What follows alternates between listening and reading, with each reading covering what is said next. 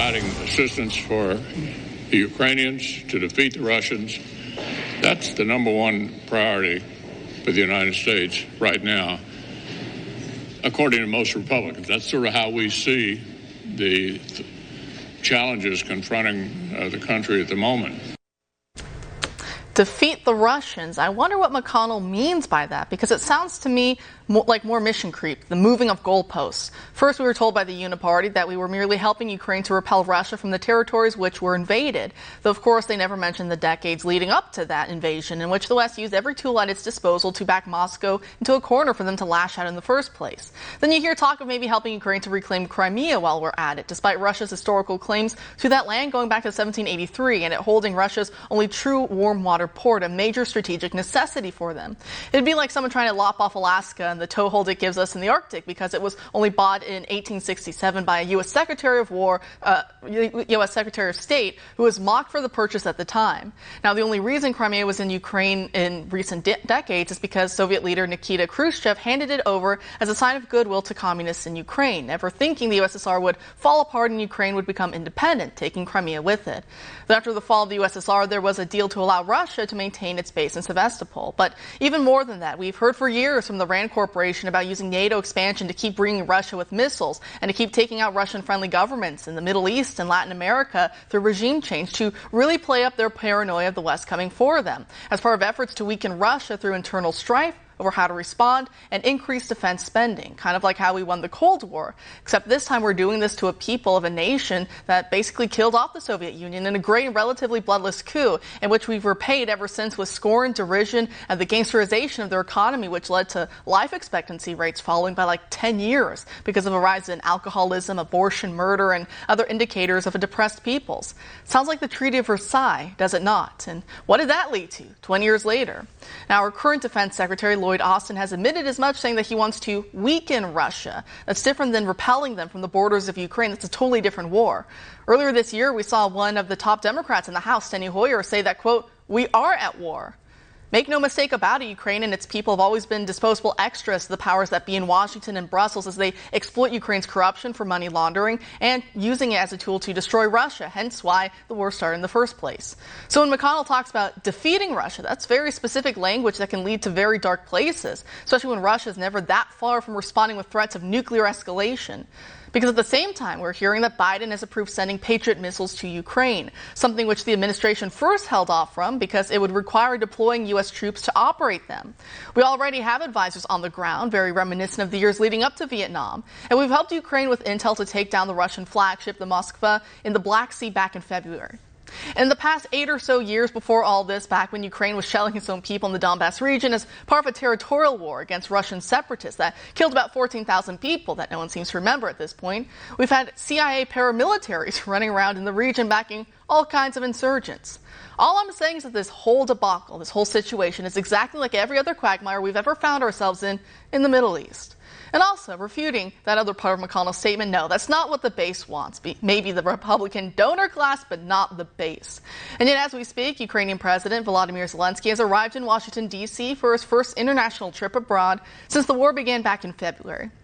Well, that we know of. I should caveat that because some have speculated he's crossed into countries like Poland before and used green screens to make it look like he was still in country, but what do I know? His visit comes as Congress looks to pass another $45 billion in military and economic aid to Ukraine as part of the $1.7 trillion omnibus spending bill that would push our total aid to Ukraine to over $100 billion. So join us now to discuss all this and more is Congressman Matt Gaetz, representative for the 1st Congressional District of Florida. Thanks for being here tonight, Congressman. Oh, thank you, Kara, and at least allow me to explain myself. I am a Republican, and the Russia-Ukraine war is not my number one priority. I am far more concerned about the invasion at our southern border, the contracting economy that we face here at home, and the weaponization of this government against our people that we just see laid bare by the Twitter files. Those would all be substantially above determining which guy in a tracksuit gets to run Crimea. I think that's exactly right. I saw some people were joking that maybe Biden should take a cue from Zelensky while he's here on how to actually defend your borders, or try to. But I mean, I feel like it was just yesterday I was interviewing you in Phoenix, Arizona at America Fest. So I want to get your take. So Zelensky, as I said, Time Magazine of the Year, Time Magazine Man of the Year. He's taken some time off, like Fauci, from doing Vogue cover shoots to visit your neck of the woods, really, in the nation's capital. So what are you hearing about this visit? What's your take on it? Well, I don't blame Zelensky for begging for money, for begging for weapons, for putting his country first. I think that we ought to blame the Republican politicians and really the uniparty advocates who go along with this grift, because we've just now entered into our next 20-year proxy war. And that doesn't typically work out well for the United States of America. We were sleepwalked into a war that this country didn't want. And now we're taking a vote tomorrow on legislation that reinvests tens of billions more. We're even putting $12.9 billion towards economic development in Ukraine, not even weapons, but funding literally their government and their country. I, for the life of me, don't know why that's the obligation of my constituents in North Florida. I'm also worried about the $300 million that we have for border patrol in Ukraine, not even military activity, but border control. And yet there are prohibitions in that same bill that really constrain the activities of our border patrol here at home, and then another $300 million for Ukrainian agriculture enhancements. So we have farmers in the United States of America who are seeing enormous spikes in fertilizer because of these insane policies we have entangling ourselves in this Russia-Ukraine war. And what are we doing for them? Not nearly as much as we're out there doing to rebuild the Ukrainian agriculture industry. I hope the Ukrainian agriculture industry does well. I don't understand why it's the job of my constituents to pay for it. Of course, you bring up many valid points, and another one I'd like to point your attention to is just, the text of this monstrous omnibus bill. What is it, 4,500 pages or something like that? It's insane. It was, released pre-dawn, I think Tuesday morning, before some of those first procedural votes were happening in the upper chamber in the Senate. And I think back to about a decade ago with House Speaker Nancy Pelosi, now outgoing, thankfully, but, with Obamacare, and it was 2,000 pages. I remember we're up in an uproar about that. And she's saying, well, you've got to pass these bills to find out what's in it. And now we have this. It's about, almost $2 trillion, 1.7. As we're saying, there's a lot of pork stuffed in it.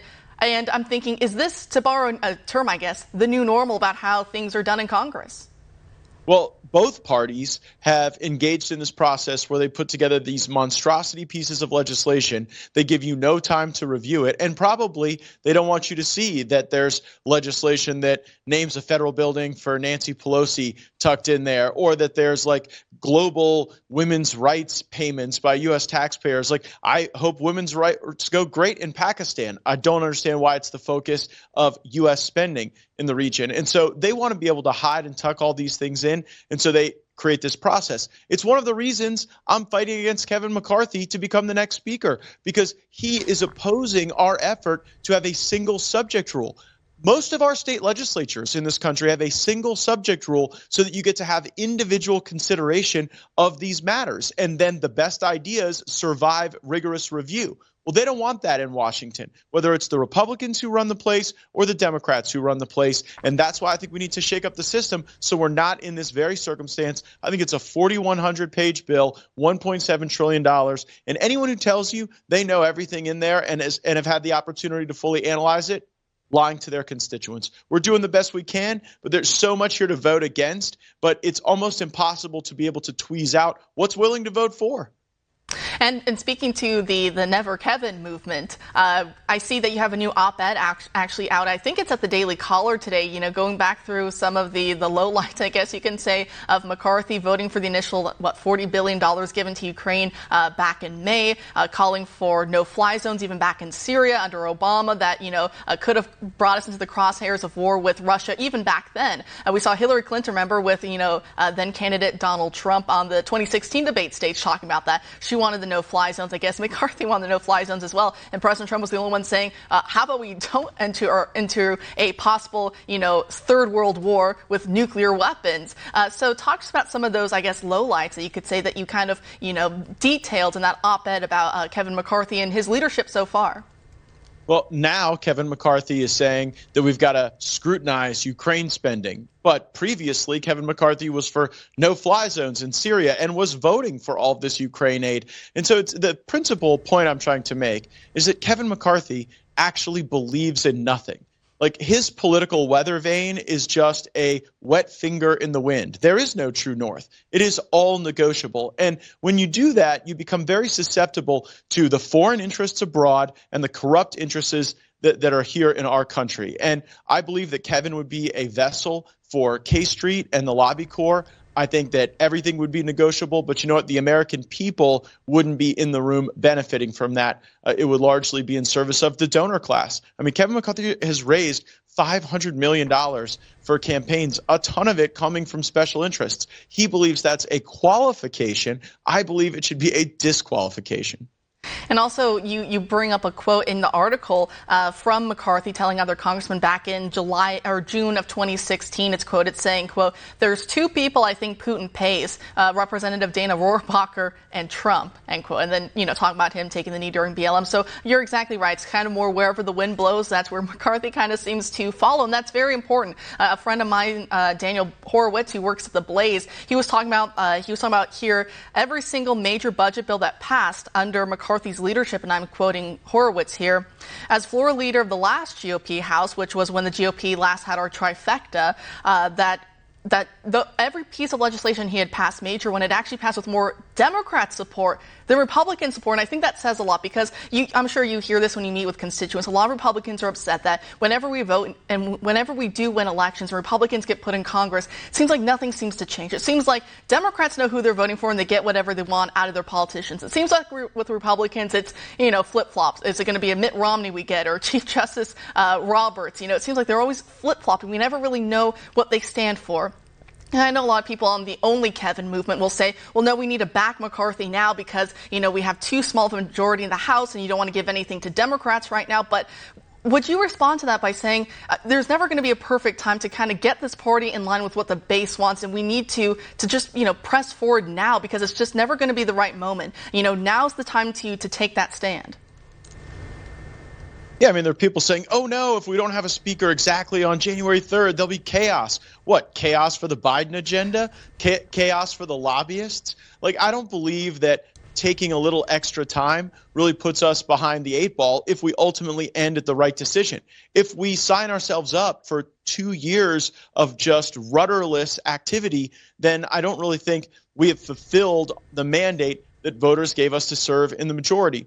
I'm also not concerned that there's this large block of people that are only willing to consider Kevin McCarthy. I'm willing to consider over 200 members of the body. Let's see people make their case. But the bottom line is we're in a process of elimination paradigm, and any 5 people for any reason or no reason at all can have veto power. So let's get to someone like a Jim Jordan who